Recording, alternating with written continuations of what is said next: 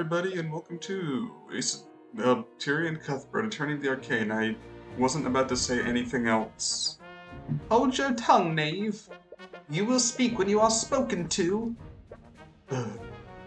Oh god, he sounds exactly like Miriam when we first met her. Honestly, he behaves exactly how you'd expect the prince of this wrong kingdom to act.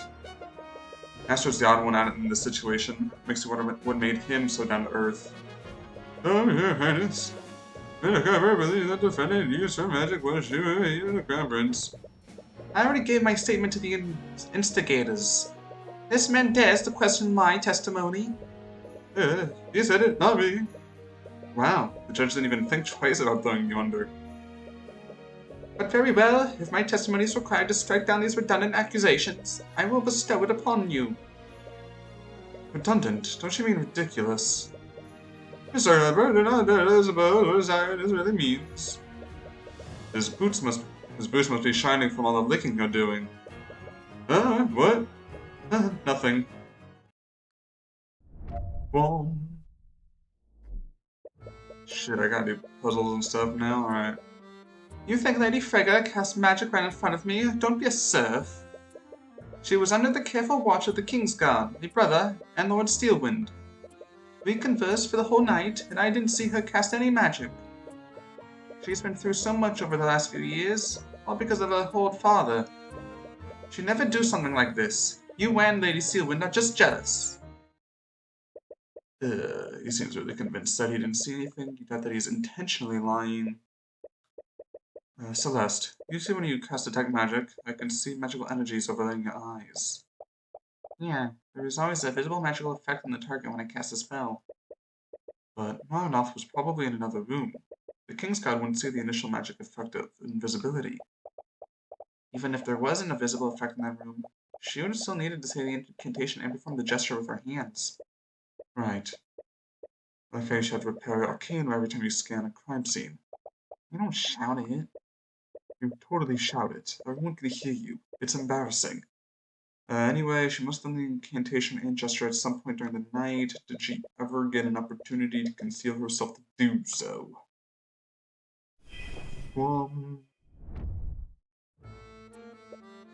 Celeste, what do you usually need to do to cast a spell? There are a lot of factors involved, honestly. Stamina and focus are a big part of it. Assuming that she's in perfect condition, what's the bare minimum that she would need to do? Well, she would have to focus her magic, say the incantation, and perform the gesture with her hands. All at the same time. That does sound pretty conspicuous, but she must have hidden it somehow. Don't be a serf. Alright, let's press. Probably meant don't be absurd. There's not much gain from correcting him. You may think the idea is absurd, Your Highness, but the defendant was clearly good at keeping secrets.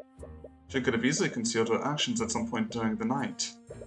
A brief moment to say the incantation and perform the gesture would have been all she needed. But I wasn't the only one watching her. Should I be careful watch as King's Guard, my brother and Lord Steelwind. But would they have really noticed her casting one spell? The King's Guard are the most vigilant knights in the kingdom. They are trained to watch and counter a major spell. But the defendant needed to target someone who was in another area. There would be no visual indication that she was using magic. But she would have still needed to perform the incantation and complete the gesture with her hands. He's particularly knowledgeable of the arcane arts, but as a Prince of Wyvernguard, you suppose that's to be expected. Converse for the whole night to cast any magic. If I recall correctly, you and your brother were with her until she was arrested for the murder. What did you speak about? She told us stories about what she did while she was away. Her researching something, I forgot what she said. Something about the old cult. Do you mean the occult? Yes, that's it. She was researching ghosts and demons. Considering who her familiar is, her research must have borne fruit. Anyways, Your Highness, could you please add this to your testimony? If I must.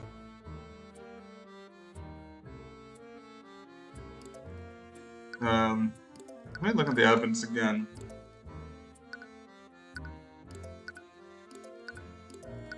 Wasn't there something about a science experiment gone wrong?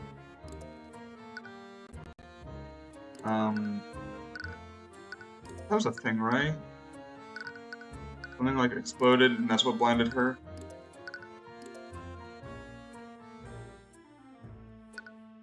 Um, how was a murder weapon? Oh, it was, wasn't it? Tracker. Okay. What was the thing about the explosion?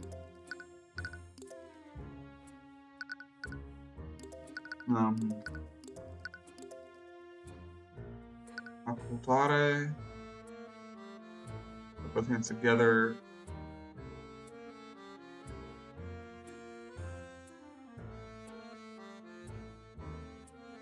Gestures clap both hands together. You can do that in like a normal way. Oh my god, her tactic. She had that was her stress thing, wasn't it? Oh, I remember that. Okay.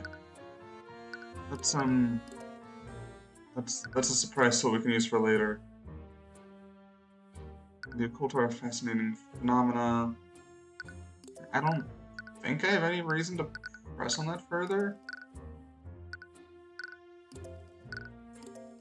I can't seem to find what the things were about anyways, so... She was unable to see anything through her eyes. Yeah, because of the thingamadoodle. Does it say it on her profile?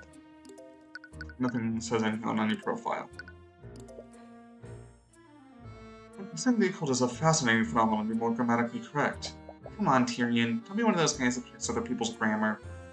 Yeah, we all say things incongruently sometimes. I feel like you might be projecting a little. She's been through so much. Whatever. I'm clearly sympathetic to her situation, but you must have been a toddler when she left 5 years ago. My brother spoke of her a lot. He told me all about her. I could tell from his face. It was really sad that she ran away. It's not romantic. Esther clearly cares about her a lot. The prosecutor must have complicated feelings about that. Steelwind, not us. You and Lady Steelwind are just jealous. I can't speak for Miss Steelwind, but I'm just trying to get to the truth.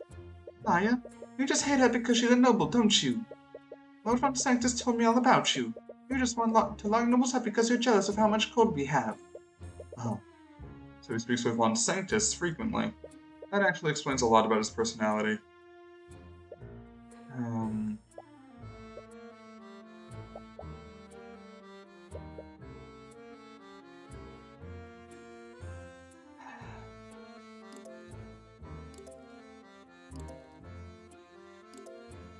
Because of that overboard father.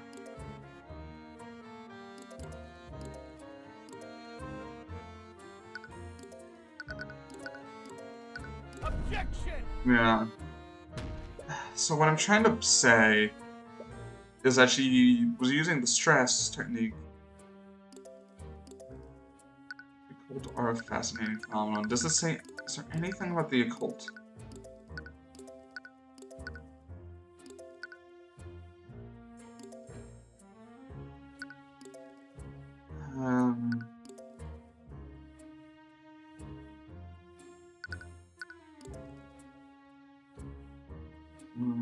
Pretty sure... A blood connection between a mage and a demon.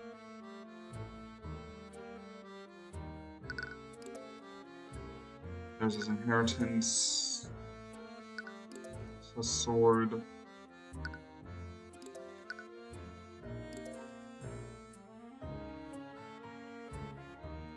Harold Harrelson's the only one I know. Lockheed Well.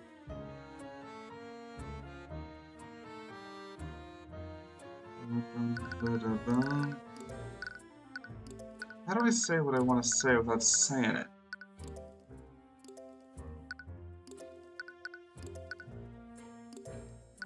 Objection! What the fuck? I did that one.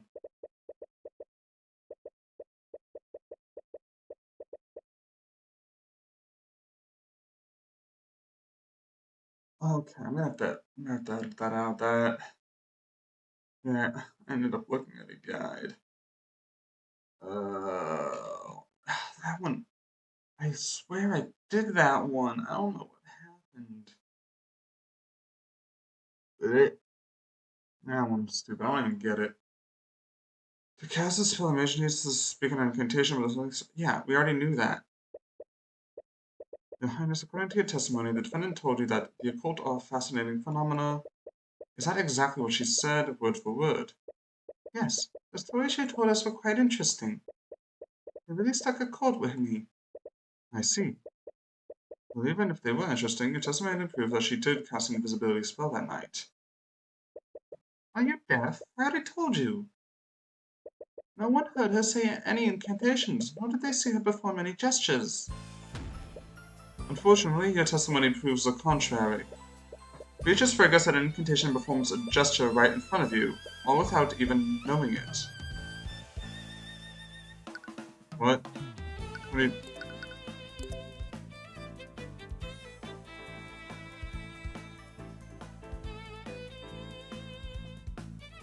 The occult are a fascinating... Are you serious? Occult... No,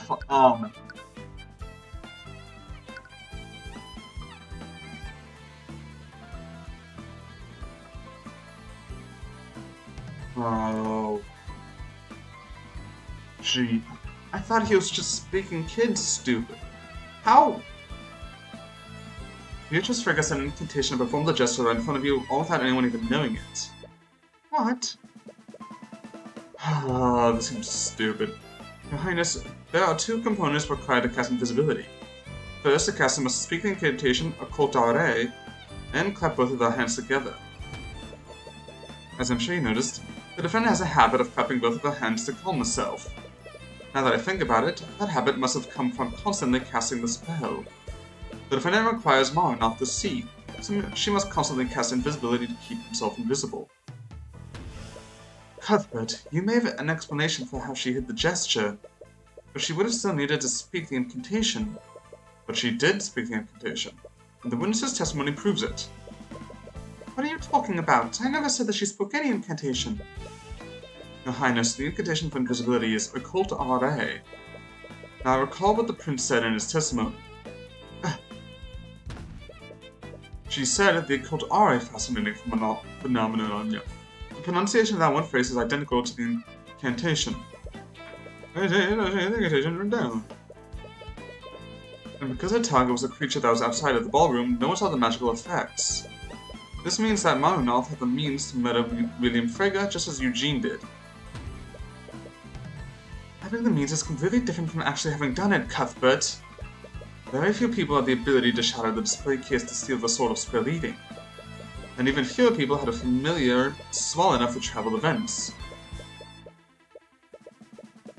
Which also marks Harrelson's familiar as an equally likely suspect. And unlike my client's familiar, he admitted into breaking into William's study that night. If your client's familiar is truly innocent, then why not have him testify before the court? Another familiar dude, oh.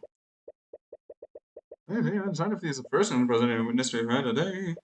Is Marinoth willing to testify, Mr. Mora? Alright, we're doing this now. We can't hear what they're saying, but they're clearly in disagreement with each other. Marinoth in particular seems to be the most vocal about his displeasure.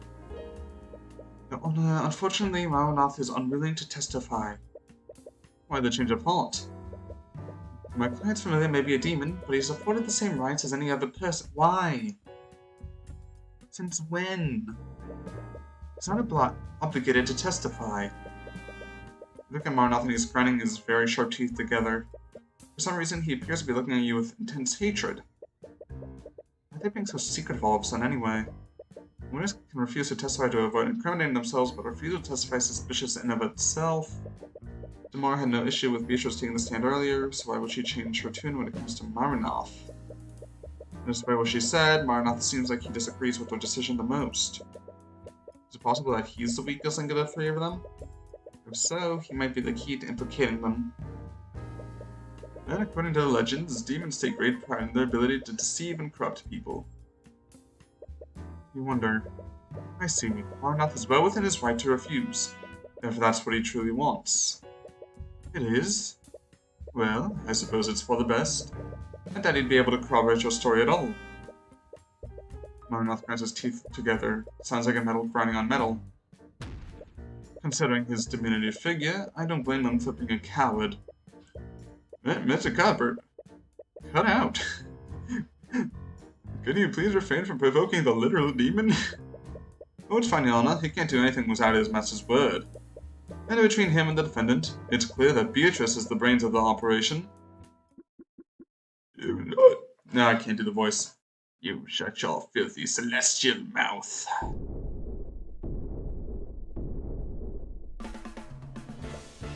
Marnoth, what are you doing? I will not stand here and be insulted by a bloody heavens born. Fuck. I am still within my contract, and I will not flee from the likes of him. You want my testimony? I'll give you my goddamn testimony. Objection! Your Honor, my client does not consent to having her familiar testify. Tomorrow, didn't you say earlier that Marnoth is afforded the same rights as any other person? He has a right to refuse to testify, but only he can decide if he wants to exercise it. And he's clearly intent on giving it. So, Marnoth, why don't you testify about what you were doing on the night of the murder? Gladly.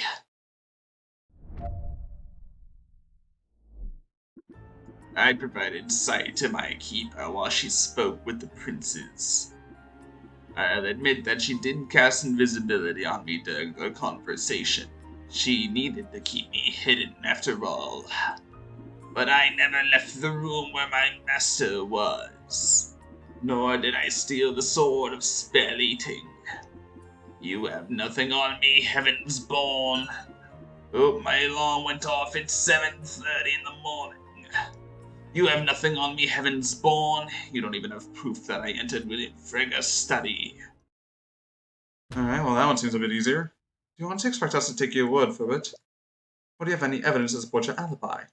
I only speak the truth, heavens born.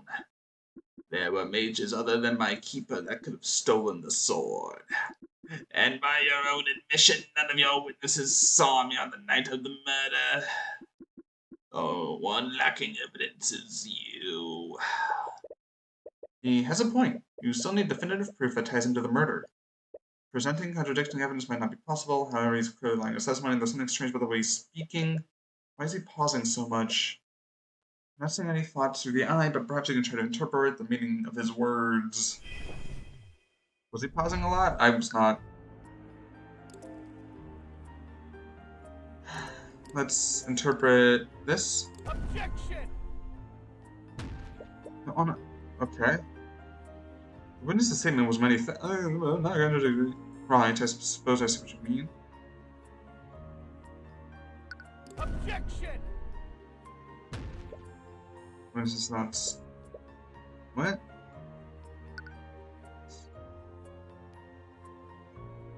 Objection! What if I just do this? Yo, what? This just seems so much easier? Objection!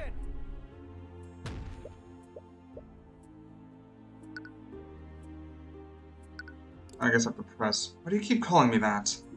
Oh, does the heavens born not know the nature of his blood? My blood? What are you talking about?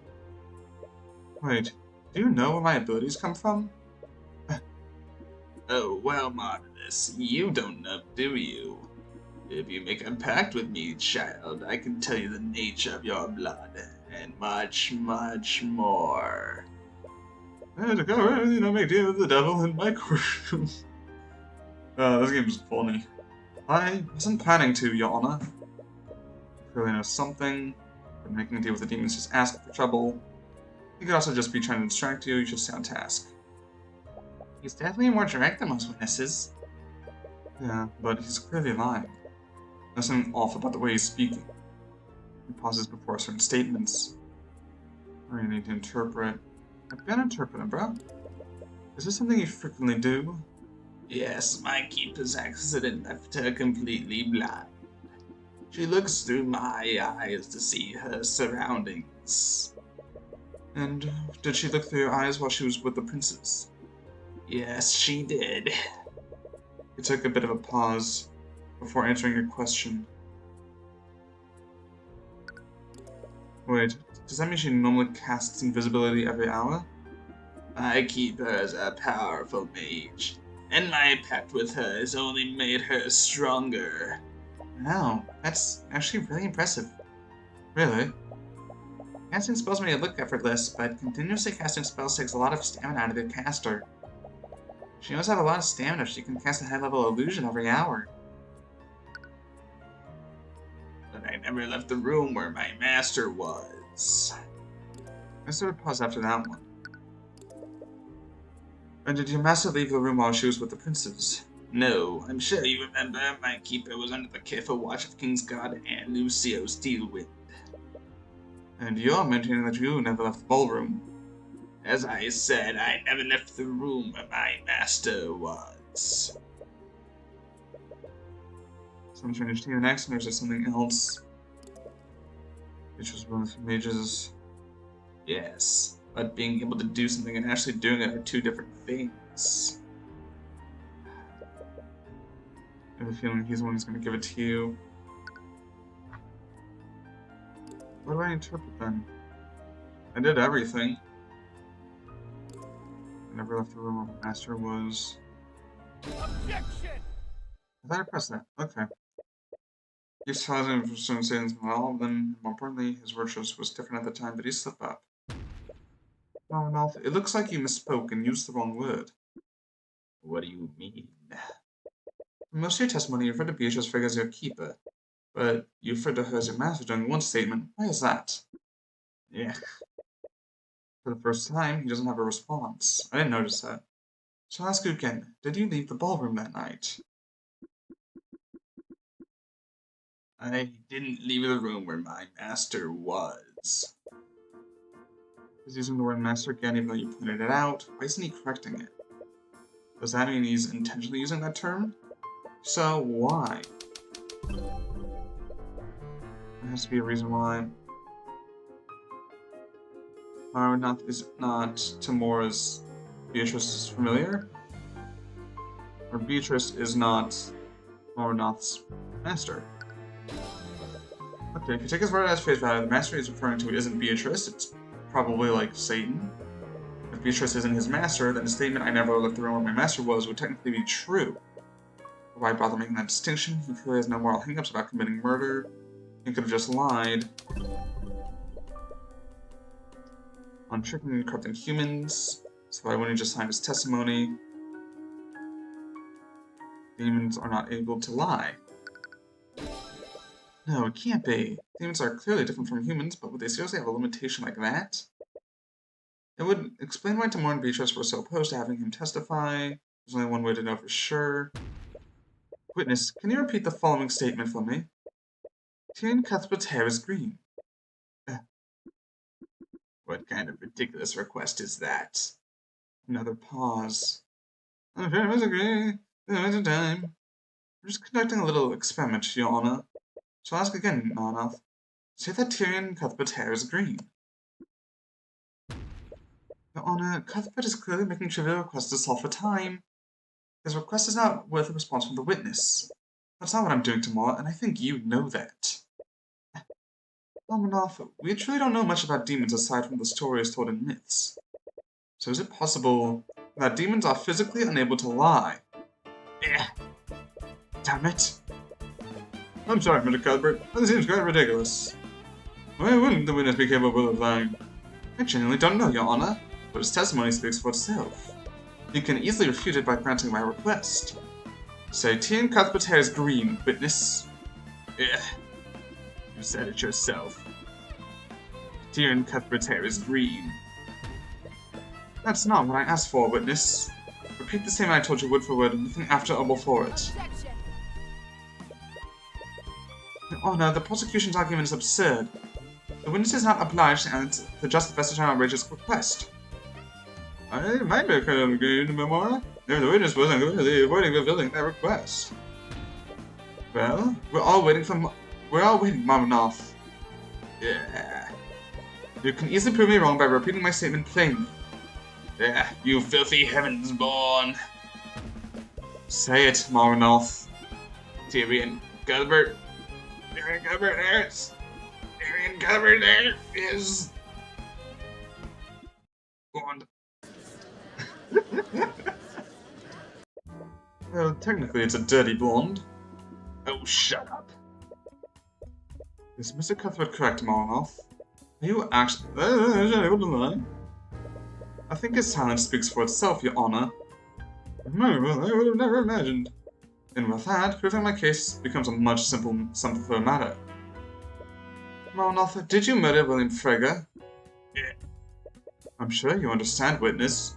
Under these circumstances, staying silent is basically an admission of guilt. I have no reason to stay quiet, Marmanoth. Tell me the truth. I forget what her voice was, so I'm just gonna speak. Lady Beatrice, what are you? I believe it's time to come clean, don't you, Marmanoth? Eh. I see, so that's your play. I don't think I can stall for time, Miss Frege. Marmanoth has no choice but to answer the question. Do it, Marmanoth. Tell the court the truth. To answer your question, yes. I did murder William Frege. What the fuck? That goes my case, you dip. Miss Frege, I mean, you're actually confessing the murder. Oh, Your Honor, I'm not admitting to anything. This confession comes from Marmanoth himself. But your own familiar just... Let me ask you a question, Marmanoth. Did I order you to murder my father? No, you did not, Lady Beatrice. What are you talking about? You're lying, aren't you? Demons are physically unable to lie, Mr. Cuthbert. Ah, shit. She must have done something. Did she plan for this? She must have arranged things so that this statement would be technically true. She got someone else to give the order, or she could have just implied it. Either way, she could just plead ignorance and blame everything on Marmanoth. Still, this isn't over. Oh, is that so? Let me tell you, this trial was over the moment AotA turned her blade against me. I don't care who you are, man, king, or demon, you're not going to get away with this. Oh, I do love the gravitas behind that, but I wonder how long it will last. Hit me with your best shot, heavens-born. Oh, shoot! Oh! Beatrice Frege, you may not have technically ordered your father's murder, but you were clearly acting with malice. You brought something dangerous into the manor, something that you knew would harm your father. Oh, really? And what would that be? I didn't bring anything dangerous into the Frege manor. It was so dangerous that it implies lethal intent.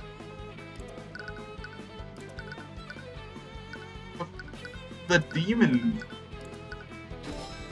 who did malicious things. You brought Marmanoth into the Frege manor that night. You were clearly planning to murder your father from the start. I have a question am I enough to see. It does not imply lethal intent. But you brought a demon into that house, and as a result, your father was killed. That's hardly an innocent mistake. My client specifically asked her father if familiars were allowed. We even received a written legal confirmation beforehand. But he couldn't possibly expect her to bring in a demon. Fucking, I love this song, dude. I haven't heard it in so long. God, I'm pumped. He did not specify not to do this. The presence of Marmanoth did not break any of the rules, nor any laws made by the kingdom. Right, you are, Tamora. I can hardly be blamed if my familiar acts without my knowledge. How could you be blameless in Marmanoth's actions? He's your familiar. By that same logic, shouldn't we also blame Lord Haraldson for the actions of his pet monkey? If I recall, he broke into the study, tampered with the crime scene, and then left my father's body without reporting it. That's... Marmanoth and Eugene are intelligent and sentient creatures. They could have had their own autonomy. Their keepers aren't legally responsible for their actions. Damn it. She's playing devil's advocate. Do you suppose that's fitting for her? But you still cast invisibility to keep Marmanoth hidden at night. Mr. Cuthbert, I always cast invisibility on Marmanoth. I can't very well let people see him. Face it, Mr. Cuthbert, you have nothing on me. I did not commit any crimes during the Lord's Ball. Every crime related to the murder was committed by Marnoth.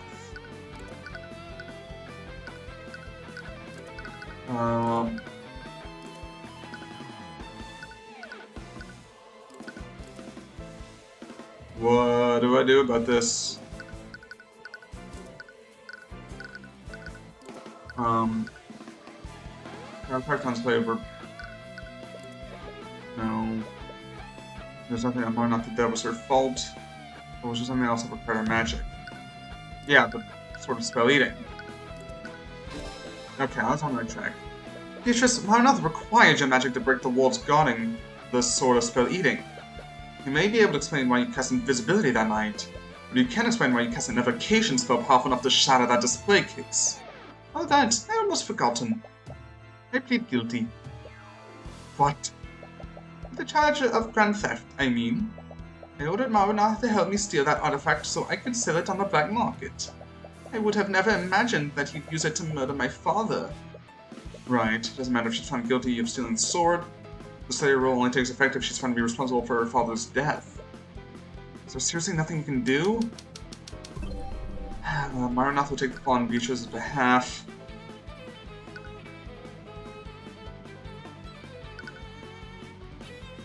Threaten. Marnoth, the sentence for the first-degree murder is death. Are you really willing to die for your keeper's crimes? Oh, you stupid Evansborn. Demons never truly die.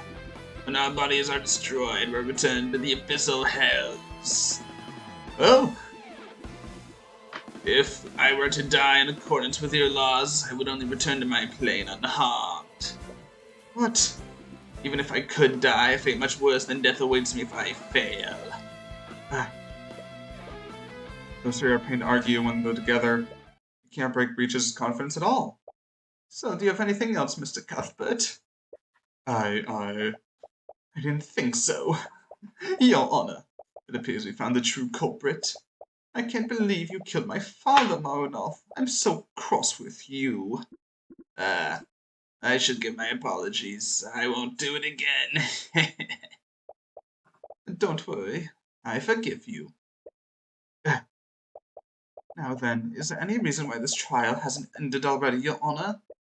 Come on. Do you have anything else? one thing. Damn it, not again. Oh, is that all you can do now? Glare at me? Ugh. What? Marnoth, what did you just do? I've been watching him. He's been using an old celestial trick. But it's weak. Your divine gaze won't work here, Heavensborn. You... It looks like that was your last piece, Cuthbert. No. What is that you like to say in these situations? Checkmate, Cuthbert. This was one of the more eventful trials I've ever seen. There was many things I've not enlightening, but I suppose it all ended the same. Ugh. Come on, think of something, anything. If I find the defendant's actions are quite suspect, I must agree with their argument. None of Mrs. Frega's actions that night are illegal or whatever in law, and there's no people to defend it. Are you... Seriously? With these revelations, I didn't have no room for debate. We would being brief us, so as my verdict once we return. Seriously? That's how it's gonna end? After everything you've gone through to get here?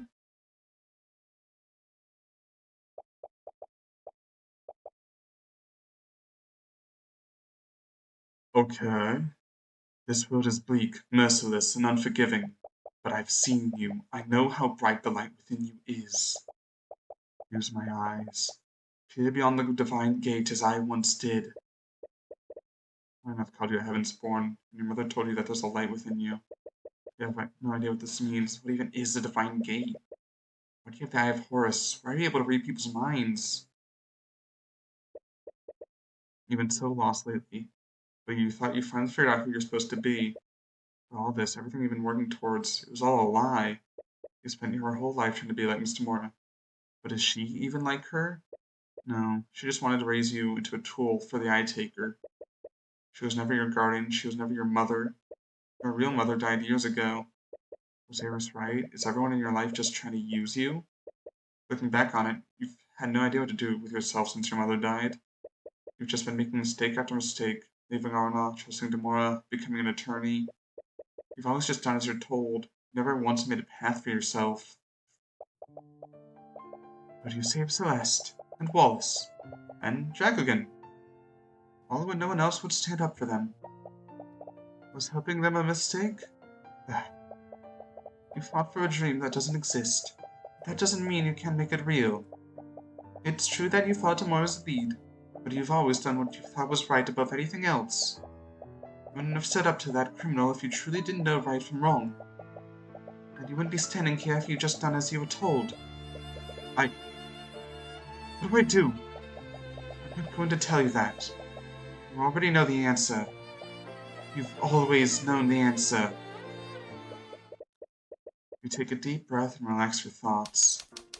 How do you prove that Beatrice ordered Marnal? Situations can seem hopeless sometimes, but there's always a way to win in the end. That connects Beatrice and Marna? In order to convict Beatrice, I need to prove that she was responsible for Marnal's actions. People leave trails, even when they think they've committed the perfect crime. Something always gets left behind. There has to be something that proves Beatrice gave Marna the order. Beatrice's relationship with Marna is clearly different than a relationship between two humans. What is unique about Beatrice's relationship with Marna? The specific way the relationship works. Her connection is facilitated through the pact. The specific way the relationship works, or the pact as Marna calls it. Wasn't there something that someone said, but what was it? Who told you something about demonic pacts? Haraldson. Must have been, right? I don't really remember, it sounds like his kind of thing. Oh right, the sword of Spelliating is said to have been forged using a pact between a demon and a mage. Isn't making a pact with a demon just asking for trouble? They definitely betray you the first chance they got. But legends say that demons often drafted blood contracts for this reason. Wait, do you mean like a legally binding document? The concept is similar. Once you sign a blood contract, both you and the demon are magically compelled to fulfill its terms. That's right, Beatrice must have made a blood contact with him. A legally binding document like that must describe how the relationship works. They did tell you that Beatrice wouldn't ever trust someone that she couldn't control. So she would only put herself in a situation where she had full control over Marnal's actions. But it's not as if they'll ever show it to me. It would be a tall order to even prove that a blood contract even exists. I guess you have a point. But if you ask me, I think you've done a wonderful job so far. So just this once, let me guide you through the rest of the way. What? Tyrion, your eyes don't actually read minds. They give you the means to reveal truths that are being concealed. You can pull the truth out of anyone and anything. The truth? So, say it together with me. Mornoth, Dweller of Avernus. Wait, what are you doing? By the Eye of Horse, I issue upon you a divine edict. Release thy gods and manifest your blood contract with Beatrice Frege. Sheesh! It's 50 pages long. Luckily, you already have the sort of the exact section you made. Arnath is prohibited from killing or injuring any and all humans. Beatrice Frege can designate individuals that are exempt from this rule, and exempted individuals will only remain for 24 hours. After that, Marnoth can harm them unless told otherwise. You did it, but how? Was that really your... No, that's not important right now. She gave you what you needed. The rest is up to you. What in the nine hells was that? You. When did you learn to... The Cuthbert? What? Your Honor, I just made the witness manifest a blood contract. Baba Booey. You did what? Blood contract? You can think of it as a legally binding document. It lays out the terms of the pact between Beatrice Frege and a familiar. Incredible. When did you learn to do such a thing? The library? Wow. I think that our kingdom had access to such knowledge. Yeah, I'm not buying it. How did you really find out how to do that? It's a long story. I'm not sure if she'd believe you if you told her.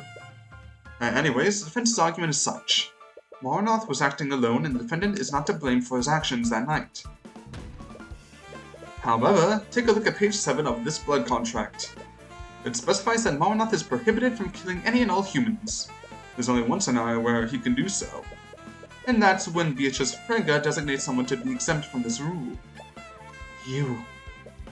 Beatrice Frege, you didn't directly order Mornoth to kill your father, but you implied it by telling Mornoth that he could kill him. Not only that, you did so within the 24 hours of the Lord's Ball. Your intent was clear. You brought Mornoth into Frege Manor with full knowledge that he could and would kill William Frege. Baba fucking booey. And that is checkmate.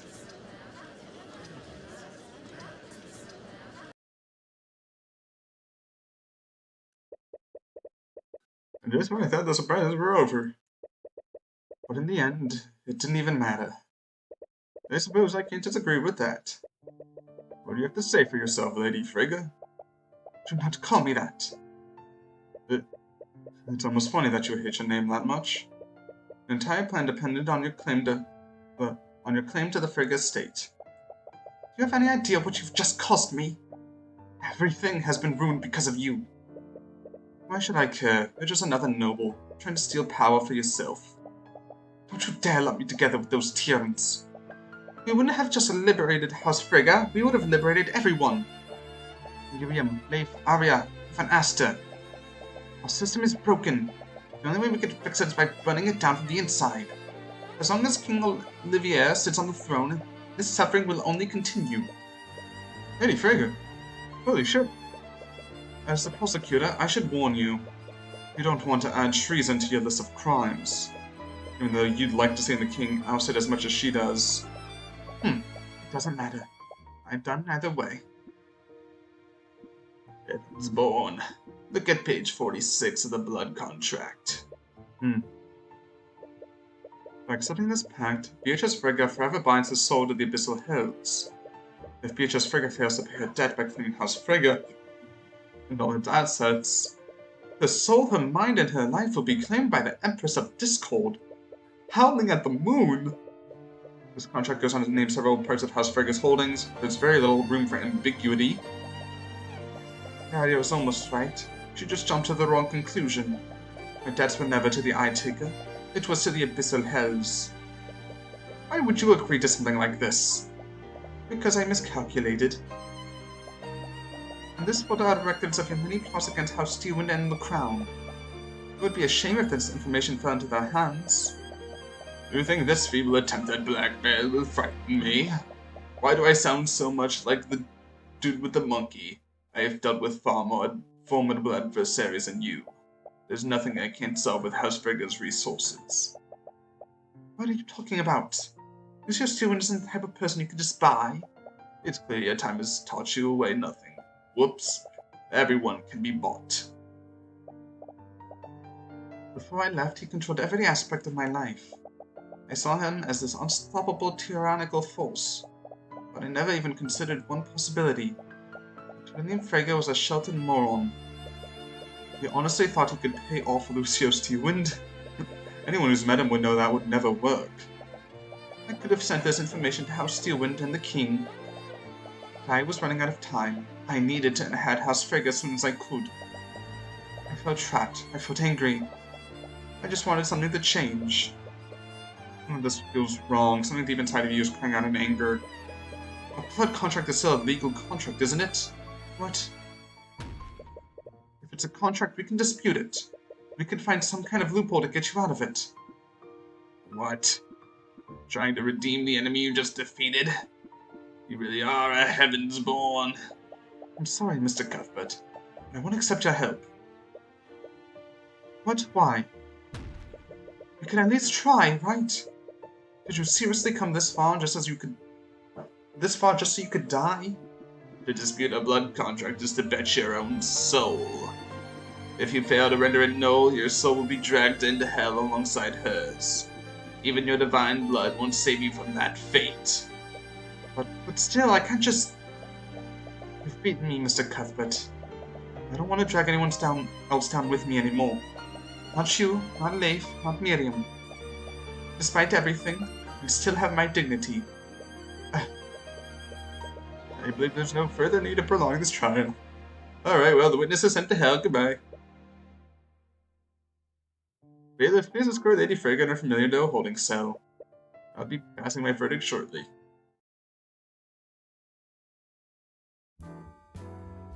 It's time to check the hell. Are you okay? Yes. As okay as I can be. You still feel uneasy about how things turned out. Doesn't feel quite like the victory you were hoping for. You fought against the demons, and you can't help but feel like you lost.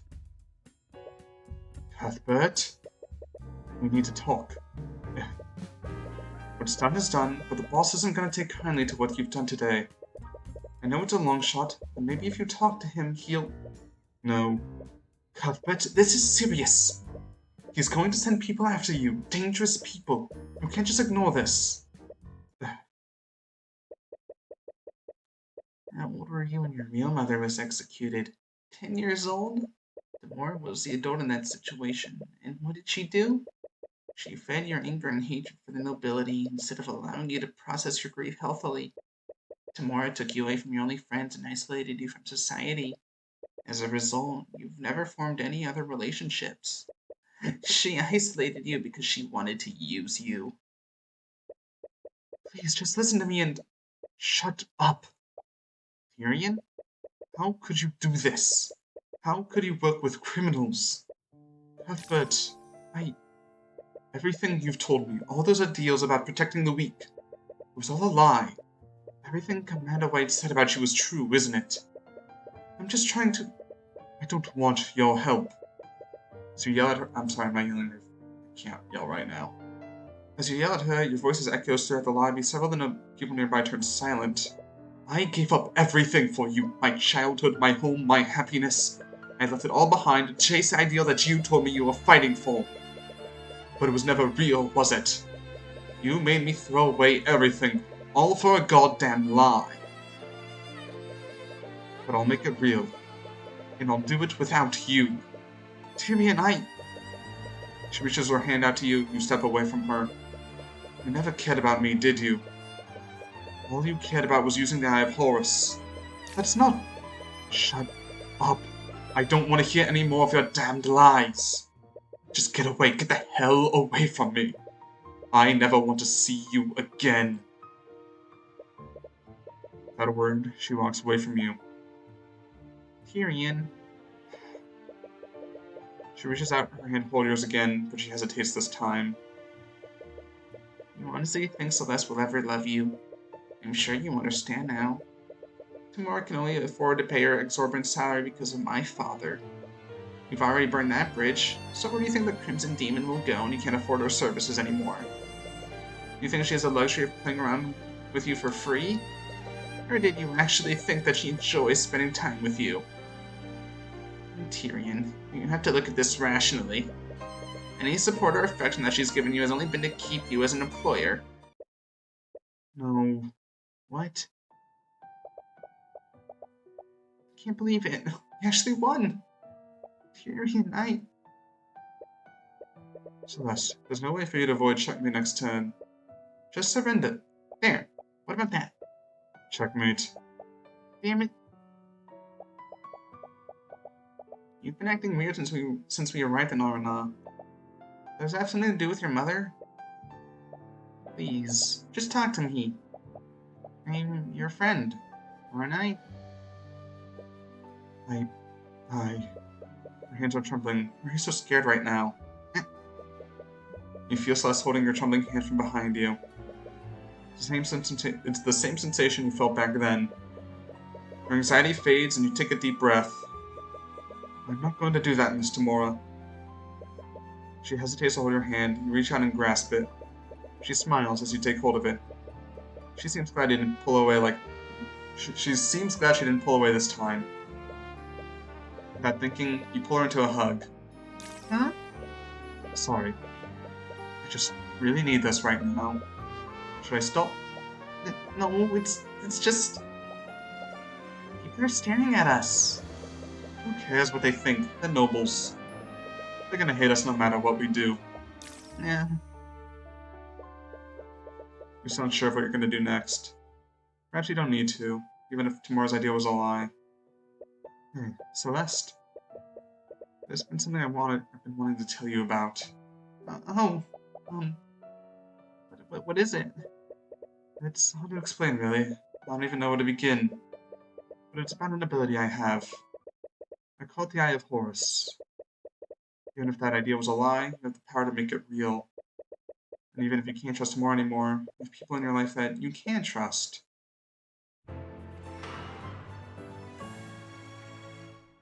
Hey, they said it on me. Episode end. See y'all next episode.